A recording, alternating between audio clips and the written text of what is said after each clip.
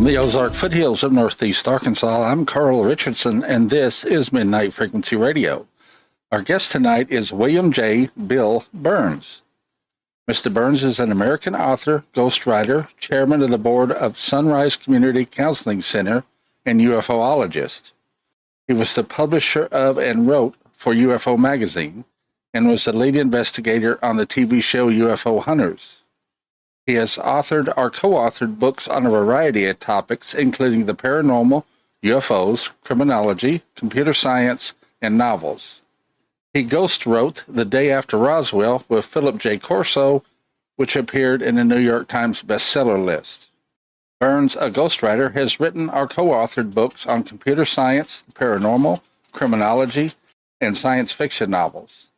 In addition to UFO Hunters, he has appeared on the History Channel's television documentary series, Ancient Aliens. Good evening, Dr. Birnes, and welcome to Midnight Frequency Radio. Good evening. I guess the first question would be, how did you get involved with the paranormal and UFOs? Well, I've always been fascinated by UFOs ever since the 1950s. When the stories of Roswell were first circulating, the crash at Roswell, we were like really hepped up. And then in 1952,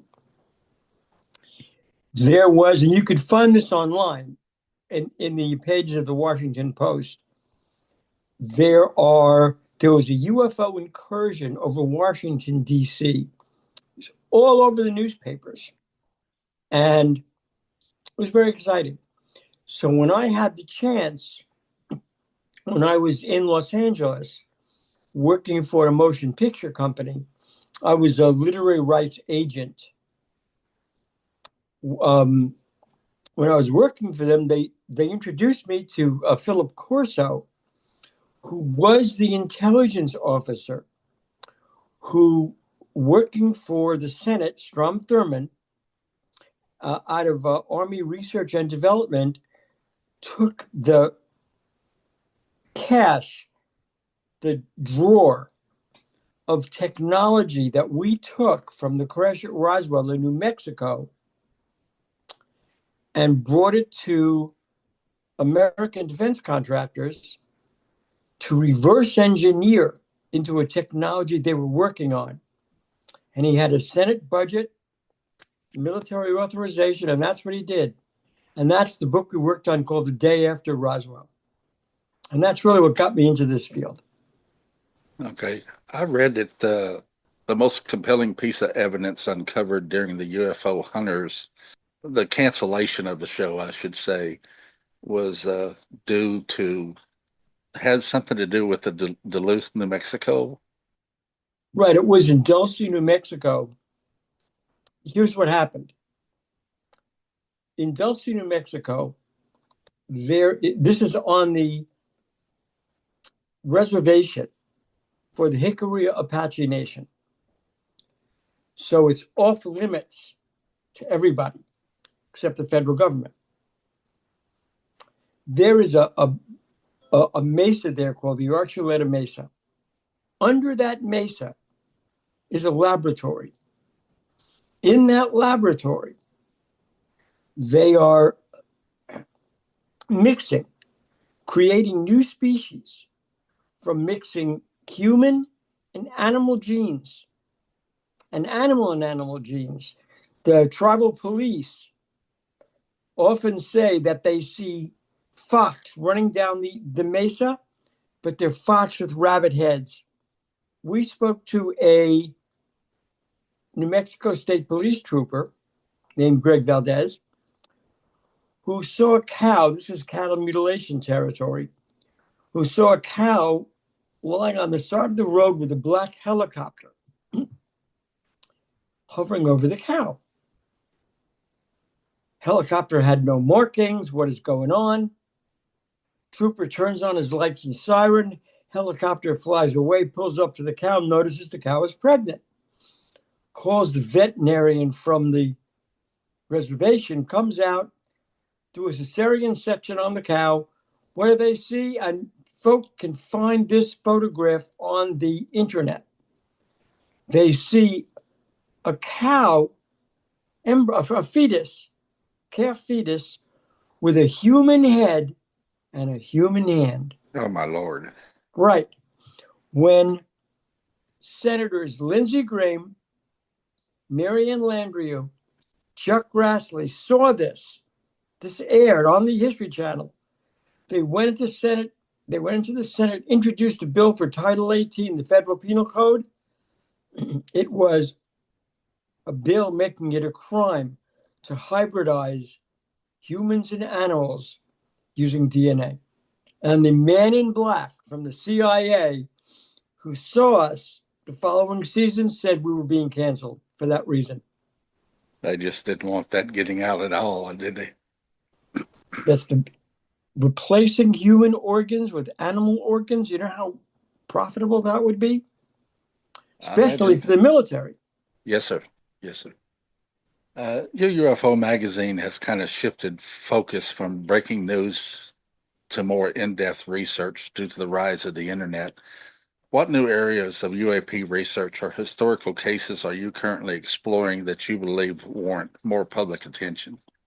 Well, we don't run the magazine anymore. But what what I'm doing for Ancient Aliens, writing episodes, doing all kinds of promotion and appearances, what I'm doing is I'm working on new episodes, basically showing how what we took for granted historically might have a whole other explanation. Some of the new episodes you're working on, would you like to elaborate on those? Well, I'm working on one which is on artificial intelligence. And depending upon how much of the episode we have, it is how we approach it. So there's a biblical approach to it, right? Yes, sir. Right. There's a biblical approach to it. There's a technological approach to it. And there's a sociological approach to it. And that's really what the episode is trying to amalgamate. What are your feelings on all the recent congressional hearings about UFOs and UAPs? Well, the funny part about these hearings is that they seem cut off at a certain point. Like nobody's looking at Project Blue Book. Nobody's looking at Philip Corso. Nobody's looking at Lonnie Zamora. Nobody's looking at the cases going way back, because that's where some of the real information is. I mean, when you see these people testify and they say, well, we know that there's proof that we had a living alien. Absolutely. All those stories come from Day After Roswell, come from UFO Magazine, but nobody's talking about those. I mean, we have this one story. Forget the name of the person. Colonel Marion Magruder.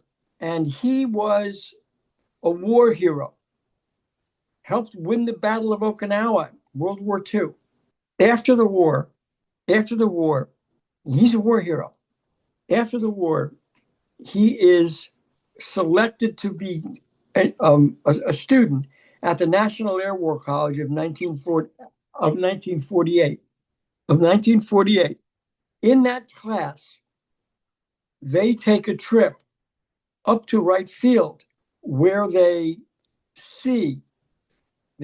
taken into a room where they see a bunch of wreckage. He describes it. Then he's taken into another room where he sees a creature, and he says the creature looked just like him, only it moved differently and it had bigger limbs and things like that. And he said that the creature communicated with him mentally, and it told him that it was being tested on, and the people testing him were killing him. And so it's kind of an example of the stories we covered in the magazine. Yes, sir. Do you think my feeling is they're probably intentionally not mentioning some of the things like you just brought up. So to a certain extent, there's still a cover up, correct? Oh, yes. Because certain things seem too woo-woo, too way out there to qualify for congressional testimony. Yet it's those very things that the Congress people are looking for. Well, I've watched some of the hearings myself, and we get an awful lot of I can't speak to that, or I'm not permitted to discuss that, and so yeah, I think they're still hiding as much as they can. Right. What you're really getting are people dropping hints, but not dropping stories. It's disappointing, but I guess we have to deal with what we deal with. Um, Considering your background in law and publishing, how do you approach the challenge of presenting potential controversial or speculative UAP information on a mainstream audience? I don't. I mean, I think it's true. I am circumspect about how I present it, but in fact, I have no qualms about doing that. You have to maintain a certain amount of journalistic integrity too, I guess. Well, that now as a college professor for 20 years, so I certainly know how to make presentations. Beyond a potential reason for wearing your signature hat and glasses, do you feel that this look has inadvertently contributed to a certain public perception of UAP researchers? Yes and no. I mean, the sunglasses were funny because, and they weren't the original ones. I still have them in the drawer, Yeah, but the sunglasses came about because this is before UFO hunters. When I was interviewed for on UFO files a few years earlier about Russian UFOs or UFO stories emanating in Russia. I had just had some kind of an eye operation, maybe a cataract surgery, and I was forced to wear sunglasses. And I was told not to sit in the sun for at least like a couple of weeks. yeah. And but when they were filming me, the sun had to be over their shoulder onto me. So I said, if that's the case, I have to wear these reflective sunglasses, or else we've got to reset the camera. And so they took a still and they sent it back to the network. And the network said, keep that. And then when UFO Hunters was picked up, they said, make sure he wears those sunglasses. Well, regardless of the fact, you look cool. So, have you ever had any personal experiences with UFOs or the paranormal that shaped your beliefs? Well, I saw one back in 1952 hovering over our city block. And I saw one at Area 51. And back in the 1970s, when we invited the science fiction writer Isaac Asimov to Princeton to talk about his work, afterwards I asked him, isn't it amazing, do you think, that here we are talking about Foundation and Empire, your 3-volume series, in which you talk about a secret society of foundationers alien to the planet where they live, but reaching out through the planet and guiding everything, government, business, social, media, everything. I said, and they're guiding it toward an end. And that is a psychohistory, an algorithmic progress of that culture. And I said, isn't it amazing how fiction like that is taught as a college course in psychohistory? Asimov looks at us and he says, just with a face as plain as a gravestone, that's science, not fiction. Now, flash forward, it was 1970, flash forward to the late 90s, and I'm interviewing the naval officer who saw the Japanese fleet from the bridge of a picket ship off Pearl Harbor in December 1941. He was told to shut up. Yeah, of course. So what he told me, he became the Philip Corso of the Navy. What he told me was that one reason he said the same thing, that we're the aliens, they're among us. They're all over the place. We can't tell them because they look like us. And he said the reason they don't disclose themselves is because we have the same powers, mentalic powers that they do. Seeing the future, levitating, hurling energy bolts. Not bolts, but he says, since we have those same abilities, we don't know how to use them. Only evolution in successive generations will allow us to use them. Yeah, I had Whitley Strieber on, a number of weeks back, but his new book, The Fourth Mind, kind of brings that up. That at one time he thinks we had the ability but lost it to perform some of these acts. Well, if you read the Bible, and that's the other approach that I'm taking to this, if you read the Bible, we did. I mean, And over time, we just kind of yeah, the Bible is kind of a culling and a grooming. yeah. So we've kind of de-evolved over the years. I guess that's one way to put it. Yeah. As your work in the field change your worldview of spiritual beliefs over time? Oh, yeah. I mean, when you read some of the scientists that are supposedly strict physicists and electrical engineers like Thomas Edison, Albert Einstein, what they said, what they speculated about is something scientists are now able to figure out physically through experiments. For example, the hottest thing in physics, spirituality right now is a third state of consciousness, which exists. That's what they're saying. So there's life, there's death, but there's something in between. And we've heard about near-death experiences, journey to the light, all that information, people talking about that. But now, Einstein said that was actually a state of transitional consciousness between full life and death. And he explained it physically. He didn't just explain it spiritually. He explained it physically by saying that because of, and I'm sure you've heard about this, quantum hyperlocality, quantum entanglement. Yes, sir. Yeah. Okay. He's saying that the quanta in a human consciousness, because it's physical, in a human consciousness exist after the body is dead. And those quanta are entangled. And they're hyper entangled. And so what's happening is that the entangled quanta have a consciousness all their own. That's what is seen. You're going to the light and separating, and that is the hyperentanglement.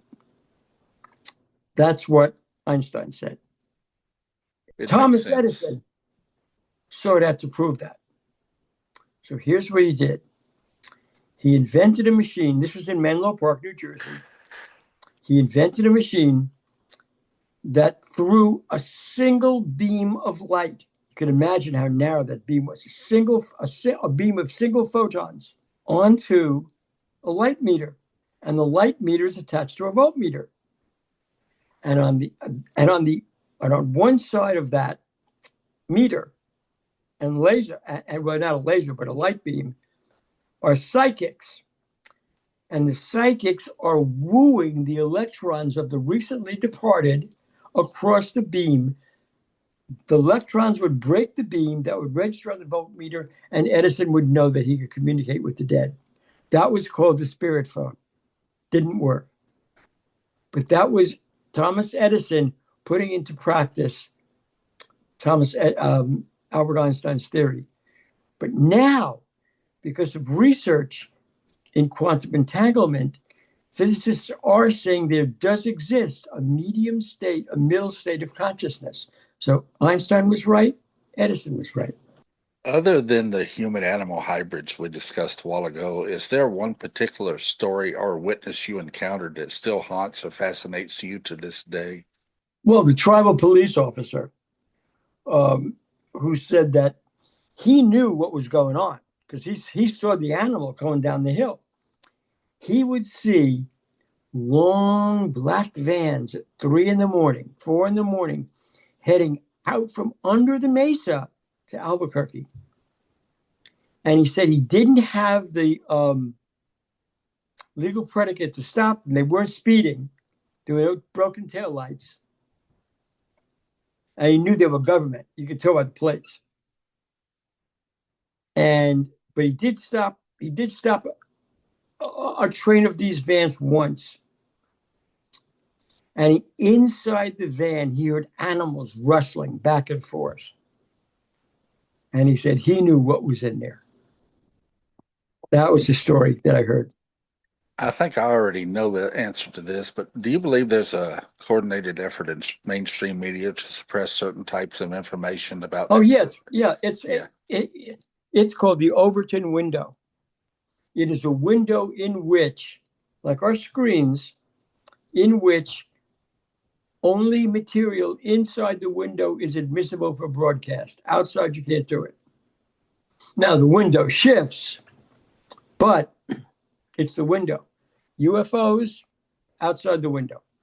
Ghosts, outside the window. How has the portrayal of UFOs in pop culture helped or hurt public understanding? The thing that interests people about the portrayal of UFOs, going back to the 1950s, by the way, we're not talking about Star Wars. We're talking about films going all the way back to the late 40s, early 50s. Do you know who proposed those films? The CIA.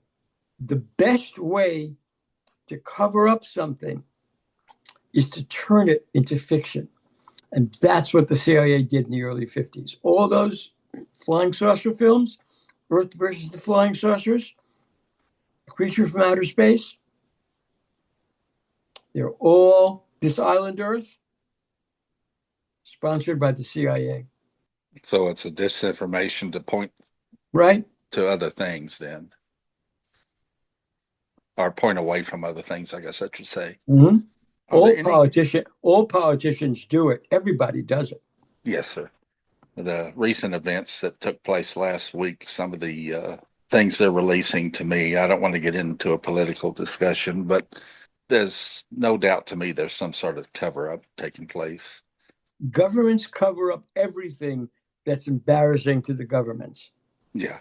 I mean, it's not one party or the other. It's both parties, both sides. They all do it.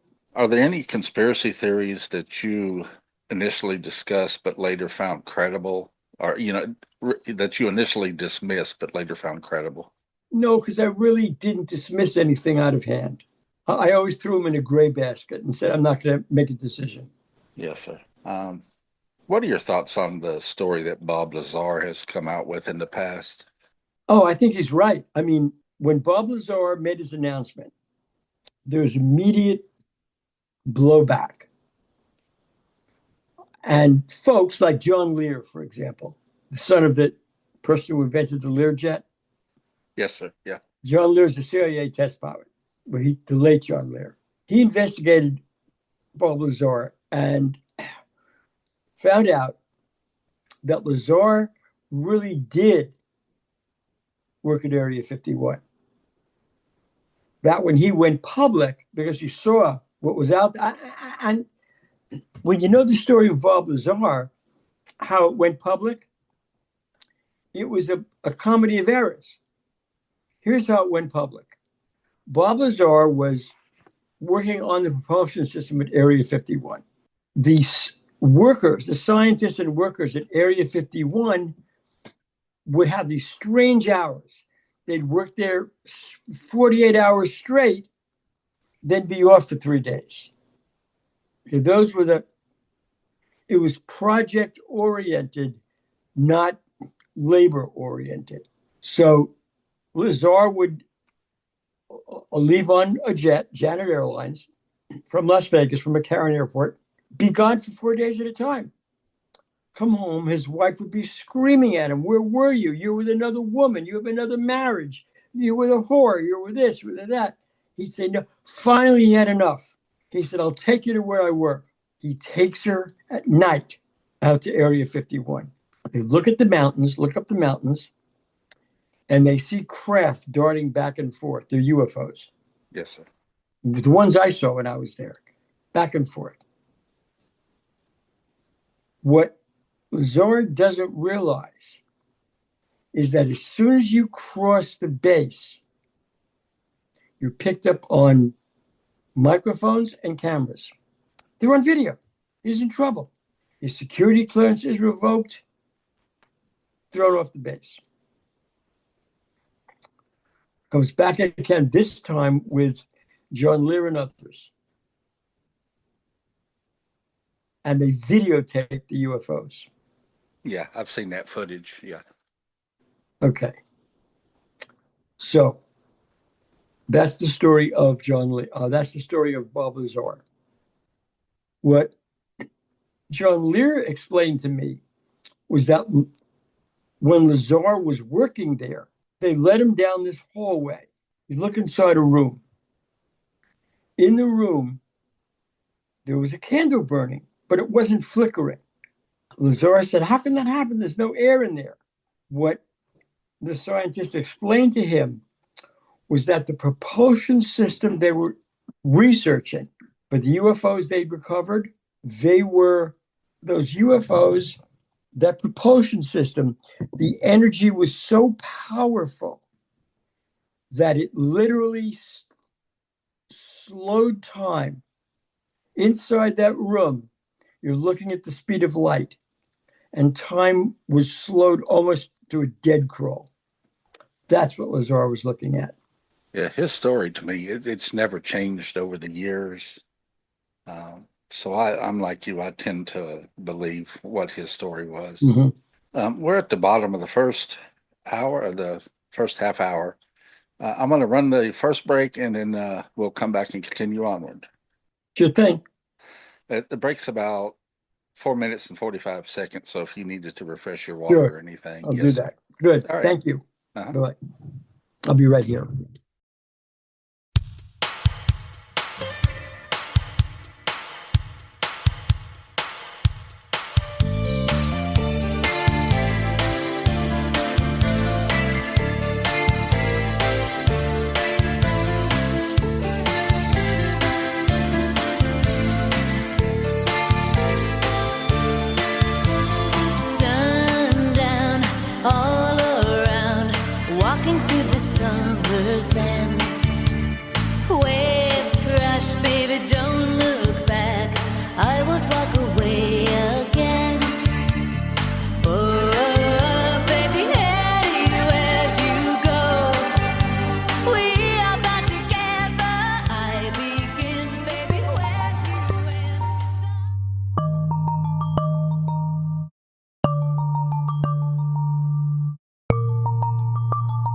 This is Dark Matter News. I'm Joshua Stark. The sun is becoming more active than scientists expected, and researchers aren't sure why. After the unusually quiet solar cycle 24, predictions suspected that cycle 25 would also be mild. Instead, it has ramped up, producing far more sunspots and solar eruptions than anticipated. Since around 2008, measurements of the solar wind, including its speed, density, and magnetic field strength, have been steadily increasing. This rise appears to go beyond the typical 11-year solar cycle, leading some scientists to wonder if it reflects the longer 22-year Hale cycle, where pairs of solar cycles are linked to magnetic pole reversals. The implications are significant. A more active sun means Earth could face stronger solar flares, powerful coronal mass ejections, and heightened space weather that could affect satellites, communication systems, and even power grids. Yet, despite decades of study, the sun remains unpredictable and scientists admit they don't fully understand the processes driving this surge in activity. What was expected to be another quiet phase has become an energetic awakening, leaving experts working to uncover the reasons behind the sun's surprising behavior. Catch up with us at darkmatternews.com. In the early hours after the tsunami, it was ham radio that was on the air, saving lives. When Florida was ripped by hurricanes, the hams were there. In the critical moments after the attack of 9/11, it was the hams who coordinated emergency messages. When disasters strike, the hams are ready. Ham radio works when other communications don't. To learn how you can become a ham radio operator, call the ARRL, the National Association for Amateur Radio, at 1-800-326-3942. The Sea Crane CC Skywave SSB2 is a Swiss Army knife of portable radios. The Skywave SSB2 has wide and accurate band coverage in a small size, which makes it an excellent travel and emergency radio. Single sideband is a reliable way to get long-range information after an earthquake or a hurricane when normal communications are down. The SSB tuning is accurate to 10 Hz resolution. It also covers civilian aviation, VHF, with 10 aviation memories that can continuously scan for activities. It covers AM, FM, and weather with alert. To get your CC Skywave SSB2, call 1-800-522-8863 or visit us at ccrane.com. That's CCRANE.com.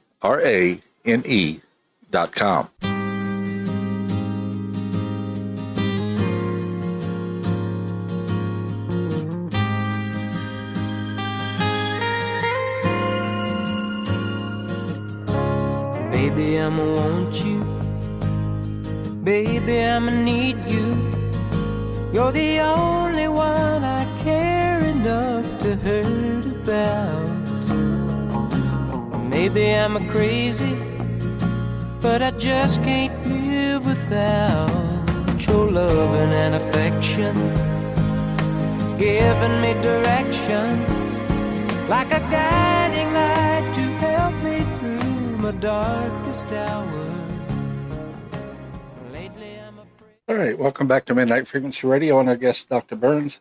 I wanted to ask, if full disclosure was performed, what do you think society, how do you think it would act? I mean, would they go nuts, or would it be chaos, or just indifference? There'd be a lot of problems. I'm again, since I know what the real secret is, I'm really against disclosure of that secret. And you can't do partial disclosure. If you say, oh my God, UFOs are real, we know they aren't. Where do they come from? Well, there are bases here under the ocean. Why are they under the ocean? Why don't they just show up on Earth? Well, that's the bigger secret. What do you mean? What if we found out that not only were the ETs just like us, right? Mm-hmm. But that we ourselves were the ETs. We're not native to this planet. That's a real shock. Worse, what if we found out that we're actually a colony of a species that's throughout the whole universe? What do we then do? What happens to the world's religions, the world's governments, civil society? What if we find out that we have the inherent powers of our ET siblings? What if we tried to use them? Can you imagine the devastation? That's why there's no disclosure. Yeah, it would highly affect the religious organizations, I think. Mm-hmm. Last week's guest was Reverend J.S. Carter, and I posed to him, what the Bible is written for us on this planet. So that's not to say there weren't other planets and other civilizations created elsewhere, or to me, that's my perspective of it. That was the perspective of one of the best-selling books in France in the 17th century. It was called the Plurality of Worlds. And the premise was that when the universe was created, life was spread throughout the universe and exists on many worlds. And the funny thing was, that's what our founding fathers believed. Yes. Beyond UFOs, what are the paranormal phenomenon that you've delved into, found most credible or intriguing? For me, it's the ability it's the remote viewing. The United States Army and the CIA actually developed a program, and I knew Ingo Swann, who was the primary test subject for this program. The stuff he told me was mind-boggling, but the CIA funded a program, which worked, by the way, called psychic spying. In one incarnation of that program, when Army officers were brought in to do the work. In one instance, the way remote viewing works, at least worked then, was you'd have the viewer and the navigator. And the navigator wouldn't go anywhere, would sit there and think of a compass, a GPS point, a plot. And whatever then flooded the viewer's mind, without criticizing it, without curating it, you just write it down. Raw data. When enough of the raw data was analyzed, turns out the viewer mentally was able to go to the spot that the navigator was thinking about over and over again. So common was this that one remote viewer told me that teaching someone to remote view is like teaching someone to play chopsticks on a piano. So one day, this navigator decides to send this person off to find UFOs, writes down some plot. Here's what the viewer sees. Remember, the task was a place to find UFOs. Metal projectile, there's a warship floating in a narrow strait. A metal projectile comes flying at the warship. Bam, there's an explosion. Men die, fire, things broke out. People laughing in a plane overhead. He reports that. It's on a Friday. Bright and early Monday morning, he's a major. Bright and early Monday morning, General calls him in, holding the report up. What the hell did you see? I don't know, sir. I metal projectile hitting a Navy ship. I don't know whose Navy it is, ours maybe. Where it is, I don't know. People laughing. General holds up a copy of the Washington Post. USS Stark attacked in the Persian Gulf. Exactly the way he saw it 48 hours before it happened. Okay? Mm-hmm. Yeah. What does it mean? Similarly, we're mustering for our first episode, UFO Hunters. We're met at the airport in the lounge there, LAX, by a friend of one of our guests, test pilot, CIA test pilot. And he tells us this story. He quit the CIA. He was working at Area 51. So he quit. He flung some bucket of bolts, some junker. The thing almost fell apart on him. He says, the hell with this. I quit. Leaves, drops his gear, leaves. He's a private pilot. He's crop dusting in Florida. Year later, doesn't hear from them. Year later, landing strip, sees black car, white wall tires, two guys in suits and black hats standing outside front of the CIA. What do they want? Lands the plane, they walk up. How are you doing? We like to find out how you're doing. No problems. We hear your pilot's license is up for renewal. Be a shame if for some reason it wasn't renewed and you couldn't pursue this business. We can help you with that renewal. Okay. What's the issue? One more job. That's it. No more flying. One more job. Then it's done. We help you with your license. You're done. You never hear from us again.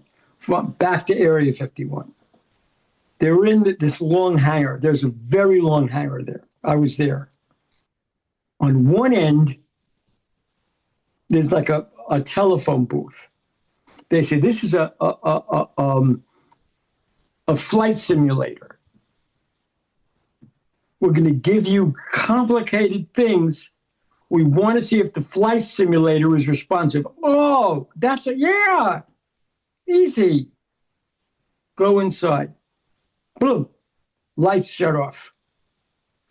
Suddenly there's a wave of, he feels a wave of nausea, wakes up, says, what the hell is it? Looks around, opens the door, and he's on the other side of the hangar. He was the subject of a transportation device, a transporter. Oh, my. That's a weapon we have.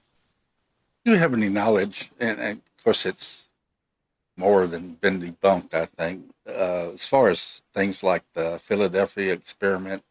Yeah, I know all about that. Do you believe any of it, or? It's not true. Okay. What happened was this. In 1943, 44, we know at some point, in 44 really, at some point we know we're going to have to invade the Japanese home islands. We never had to for obvious reasons, but we believe that. In order to invade the Japanese home islands, to end the war on our terms, we needed to take Okinawa as an air base. To do that, the Japanese had mined the waters around Okinawa with underwater bombs with proximity fuses. You know what a proximity fuse is? A ship's hull is an electromagnetic envelope. It's a battery. Yeah. It registers. Even sailboats are like that because it's electrified.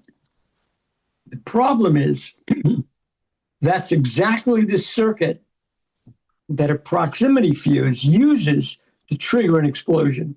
So imagine the problem trying to clear the mines.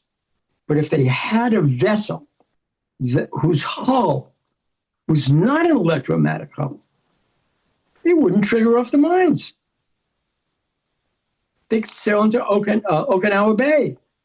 And that was the experiment at the Philadelphia Navy Yard. So it was a degaussing project. So they set up this was a Canadian experiment. They set up huge degaussing devices. And they ran the USS Eldridge through the degaussers. But the heat was so intense that it melted the ship.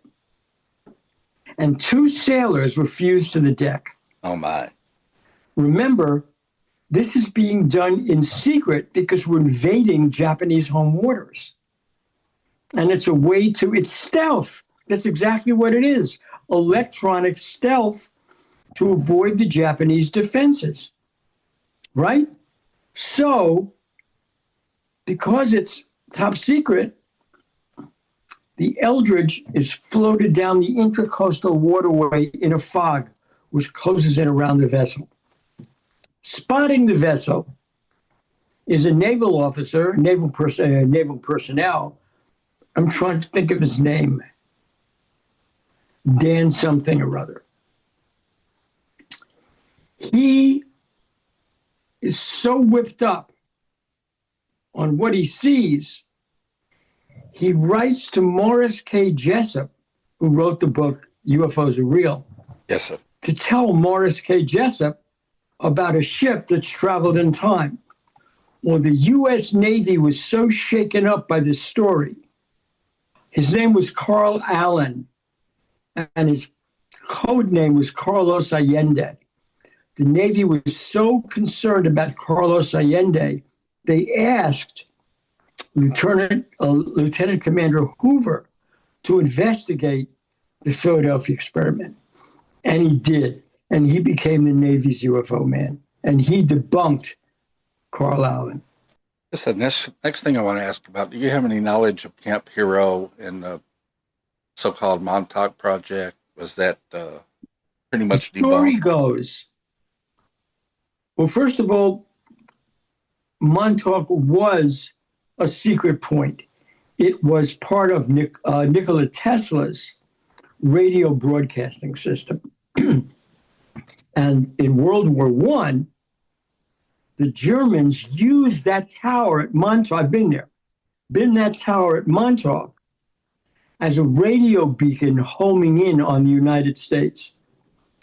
The Germans dropped off spies on Long Island many times. They disappeared. There was a story that in the Montauk Observatory, in that facility, there's a room where experiments were done on Montauk boys to test their resiliency. What we know, now they're called the Montauk boys. What we now know are three things. One, that throughout the 1950s, routine psychological testing was done on a variety of people, including Lee Harvey Oswald, by the CIA. My writing partner, John Liebert, was part of that project called MK Ultra. We know that. We know that at the end of World War II, the Russians kept American soldiers in the Russian sector, didn't release them, sent them back to Russia. Their identities were processed to be what my co-author Philip Corso called were playbacks. Russian spies Americanized using American identities. You've seen it on TV on Fox, the Americans. 3, the McCarthy hearings, as brutal as they were based on that rumor that Soviet agents had infiltrated America.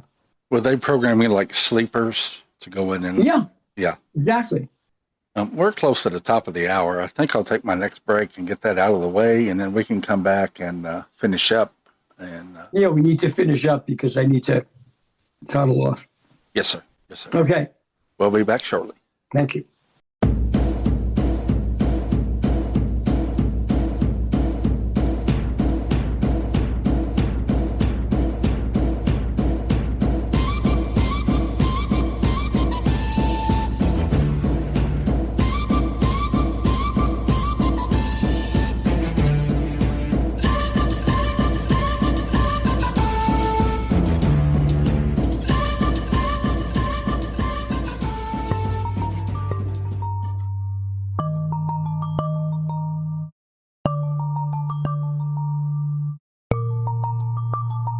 This is Dark Matter News. I'm Joshua Stark.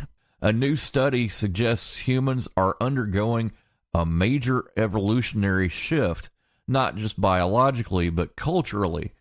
According to researchers from the University of Maine, we may be moving towards something like a superorganism where human groups, societies, nations function more like integrated biological entities. The central idea is that cultural evolution now trumps genetic evolution. For example, things like eyeglasses, C-sections, and modern healthcare are ways societies are solving problems that would once have been shaped by genetic survival. Systems of culture, institutions, shared knowledge, technology are accelerating our ability to adapt. The paper argues that our well-being today is influenced less by the DNA we inherit and more by the societies we live in, the technologies we use, and the collective systems we participate in. However, the authors caution that this isn't about judging which cultures are better. Hi, this is Jessica with C. Crane. Tired of spotty radio reception and static?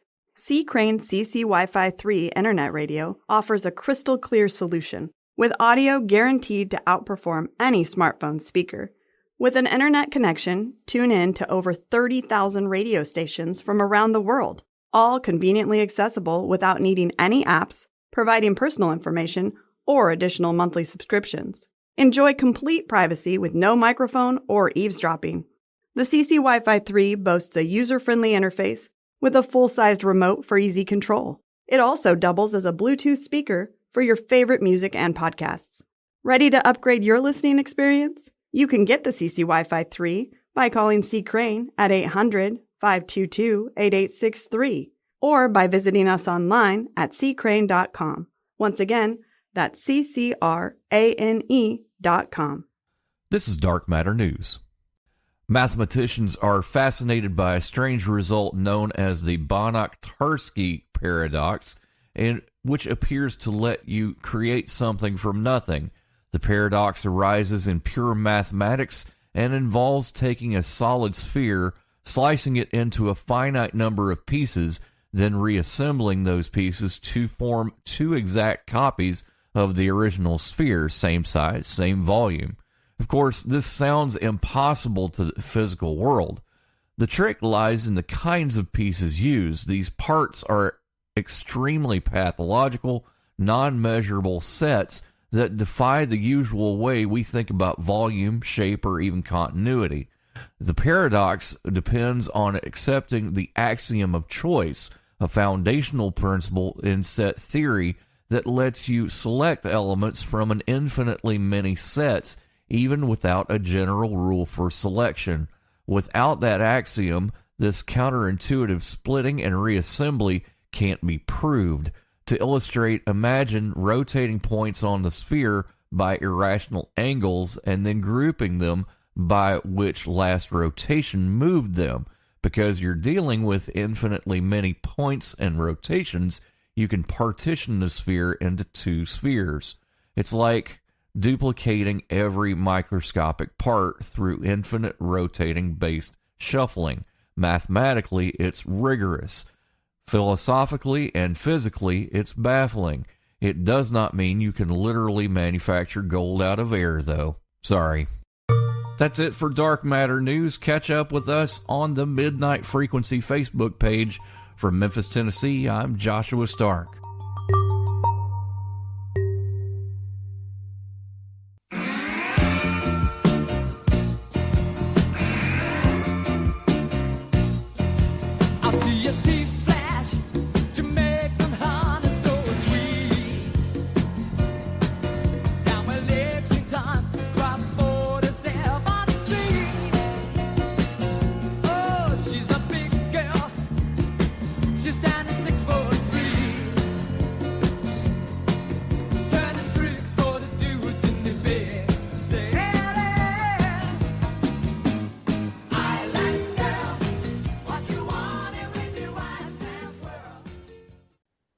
All right, welcome back to Midnight Frequency and our guest, Dr. Birnes. Sir, I know you need to get out of here and take care of your evening, but I wanted to ask, do you have any other projects besides the Ancient Aliens shows you work on that you're in the process of, maybe books or? Yeah, I have two. I'm working on two books right now. One book is a basic guide for it's red flags. It is Dr. Spock child and baby care for the digital age of social media and artificial intelligence. So the book really deals with how do you raise children? I mean, remember, you're talking about children who are being raised in, if you look at the 20-year span of this century, children being raised amidst school shootings, shopping center, church shootings. So there are mass shootings all over, and children are being raised. They're having school shooting drills in that environment. That's one. COVID hits, and this mass resocialization. And when you emerge, you're dealing with artificially intelligent generated forms of social media. You've seen, or I'm sure you've heard about this lawsuit where parents are suing the artificial intelligence company because the AI induced the kid to commit suicide. Oh, my. Yeah, and it's happening more. they're inducing children to commit violence. This is a book to deal with that. That's one. Two is a book that is what I think is the real comprehensive story of the JFK assassination, dealing with JFK's first assignment as being attached to James Forrestal, Secretary of Defense, who was in charge of MJ-12, the UFO Research Committee dealing with the Roswell material. That's one. So Kennedy is inaugurated into ufology when he's back in the 1940s. He gets to the White House and he learns lickety-split that inside his own Army, R&D, his own Pentagon, there is an Army officer, Philip Corso, who is working on reverse engineering the Roswell crash debris. And then Kennedy finds out that about the Betty and Barney Hill abduction. And this is a Kennedy who's under the influence of methamphetamines from Dr. Feelgood and LSD from Timothy Leary. And it just traces the 2 years from there as a disaster. And finally, Kennedy says to the CIA and all branches of the military, release all your UFO secrets to the Soviet Union. And that's the end. You have a website you'd like to give to our listeners? That can, Shadowlone Press, www.Shadowlone Press. All right. That contains information about you and also your other books that you've previously written. Yep. All righty, sir. Well, I appreciate you being on the show. It's been an honor.